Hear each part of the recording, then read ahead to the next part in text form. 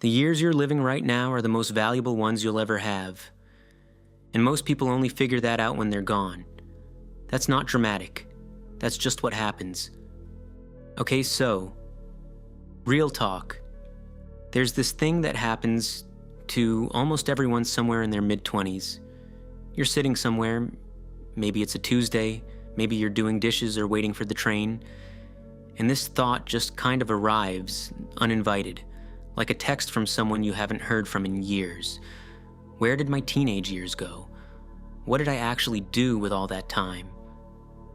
And if you're lucky, you feel a little nostalgic. If you are honest, you feel something closer to grief. Not the dramatic kind, the quiet kind. The kind that shows up when you realize you had a window and you didn't know it was a window until it closed. I'm not here to make you feel bad. I'm also not going to tell you everything is fine and you have plenty of time. Both of those are lies, and you've been told both of them enough already. What I want to do in this video is actually look at what's happening during the teenage years. What makes them different from every other chapter of your life, what most people trade them for without realizing it, and what it looks like to use them in a way that you won't be quietly mourning at 25. And if you're already past your teenage years and you're watching this, stay. Because this isn't really only about teenagers. It's about how we all relate to time, before we understand it has a price. Open loop, right here. There's one specific thing most teenagers are doing that feels completely harmless in the moment, but is slowly and invisibly making the future harder to access. We'll get to that. First, let me set the scene. Here's the thing nobody tells you about being a teenager that adults seem to forget the second they leave it. You are, right now, in the lowest overhead period of your entire life. Think about what you don't have. You don't have rent. You don't have a mortgage. You probably don't have kids depending on you. You don't have a marriage to maintain or a career that requires 60 hours a week or a body that needs 8 hours of sleep or it files a formal complaint. You don't have the weight of accumulated adult decisions sitting on your chest every morning when you wake up. You have time, actual, real, unscheduled time, the kind of time that adults will spend real money trying to buy back later and mostly can't.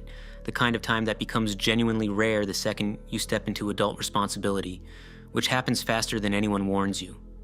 And the wild thing is, teenagers almost universally experience this time as boring, as something to get through, as a waiting room for real life. I can't wait until I'm older. I can't wait to have my own place. I can't wait for things to actually start. And look, I get it. Being a teenager is awkward and uncertain, and you don't have full autonomy, and adults are constantly making decisions about your life that you didn't consent to.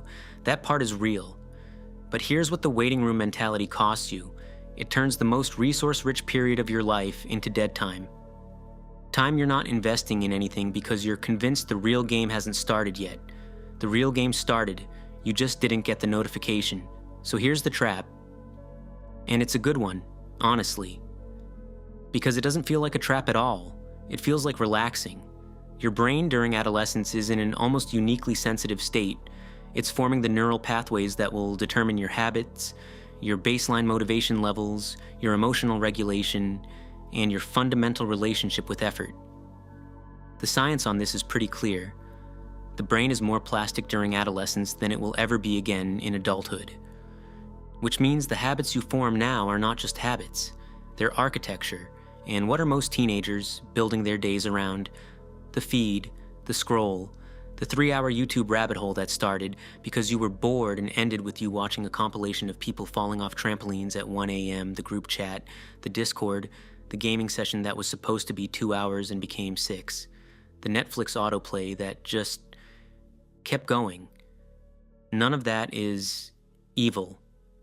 I want to be clear about that because I'm not here to moralize at you. But there's a cost that accumulates invisibly. Every hour you spend in passive consumption mode, receiving stimulation, not generating anything, not building anything, not practicing anything, is an hour your brain is being trained toward the path of least resistance. And the brain is extremely good at learning. Whatever you repeat, it gets better at. If you spend 4 years training it to default to low-effort, high-stimulation behavior, it gets very good at that. Disturbingly good. And then at 22, you sit down to do something that requires sustained focus and discipline, and you can't. Not because you're not smart, because you spent 4 years building a different neural highway, and now you're trying to drive somewhere it doesn't go. That's the trap. It's not dramatic. It doesn't announce itself. You don't feel it happening. You just wake up one day and wonder why everything feels harder than it should. Okay, so let's talk about the flip side. Because this isn't a video about what not to do. That's the boring version of this conversation. Here's a number I want you to sit with. 1,500. If you are a teenager right now, and you spend just 1 hour a day, on a specific skill, a language, an instrument, a craft, a sport, coding, writing, literally anything that compounds, over 4 years, you accumulate approximately 1,500 hours of deliberate practice.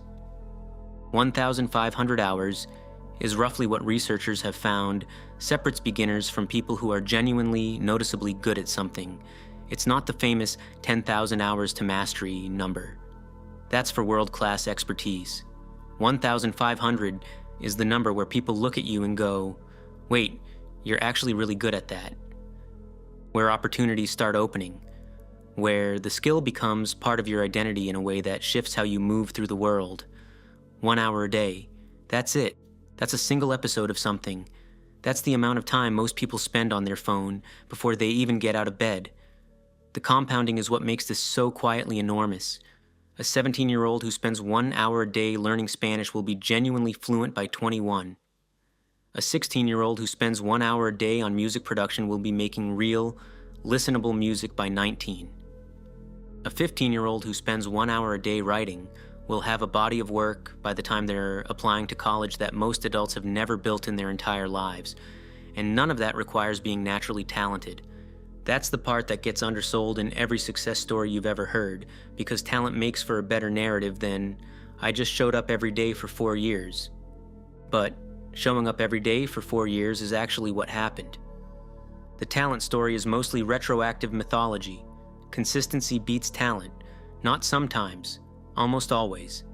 Because talent without consistency goes nowhere, and consistency applied consistently eventually produces something that looks a lot like talent from the outside.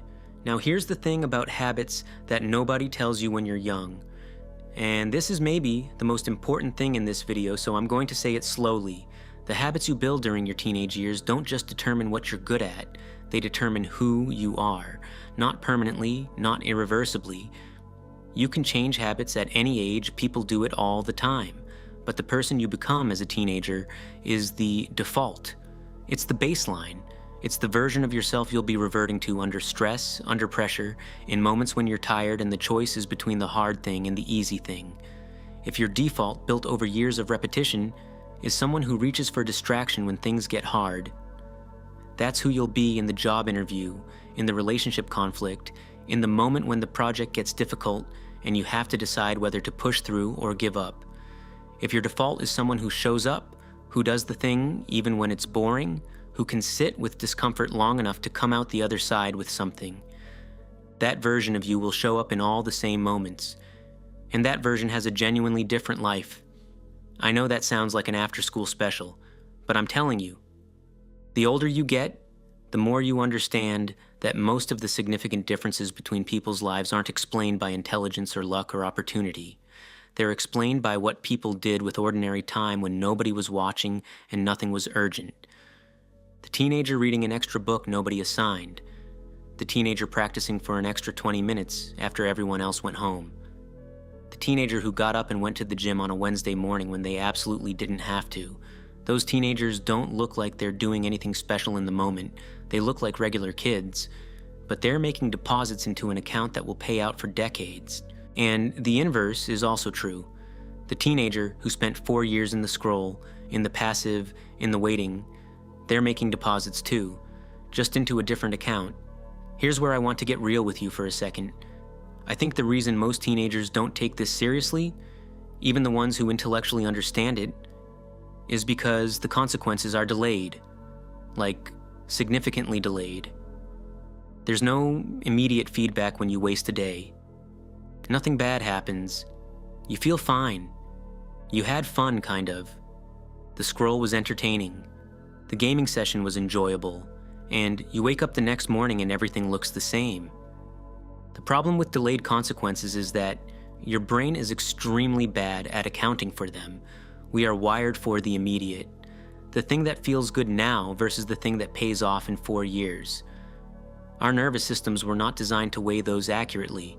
That's not weakness, that's just how human brains work. The immediate reward system is ancient and powerful, and it doesn't really care about your 5-year plan, which means the only people who successfully navigate this are the ones who find a way to make the long-term feel real before it arrives.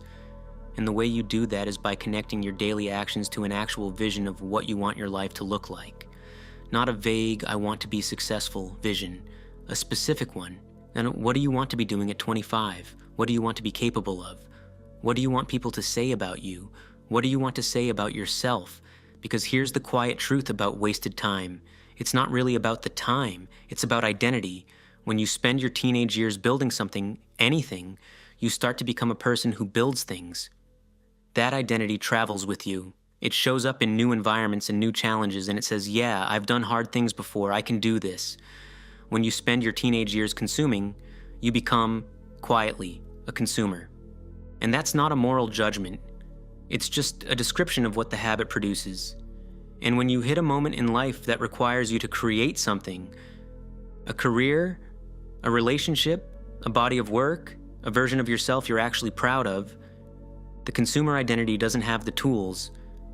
This is the moment most people feel at 23 or 25 or 30. The moment where they realize the gap between who they are and who they wanted to be isn't explained by bad luck. It's explained by what they did with Tuesday afternoon when they were 16. Let's land this. Your teenage years are not a waiting room. They are not the awkward prelude to real life. They are the foundation on which real life gets built, whether you're intentional about it or not. The only question is what you're building. You have something that adults are quietly desperate for and can't buy back. Time with low overhead. Time that isn't already claimed by rent and responsibilities and the accumulated weight of the choices you made earlier. That time is finite. It's ending right now, one day at a time, regardless of what you do with it. 1 hour a day of something real over 4 years produces 1,500 hours. Enough to become genuinely good, enough to build an identity around. The habits you cultivate right now, in the unsexy ordinary days, become your default self. The person you are under pressure, the person you are when the stakes are real. You don't have to be dramatic about it. You don't have to optimize every minute, or feel guilty about rest or stop watching things you enjoy, but you do have to be at least somewhat intentional. You do have to ask sometimes, is this how I want to spend this? And occasionally, the answer has to be something other than the easiest option available. The teenagers who figure this out, not perfectly, not without wasted afternoons, but fundamentally, become the adults who look back without that quiet grief, the ones who feel like they showed up for their own life. That's the whole thing. Show up for your own life before someone else's algorithm does it for you. The video coming up next is going to hit even harder if this one landed. Watch it, you'll see why.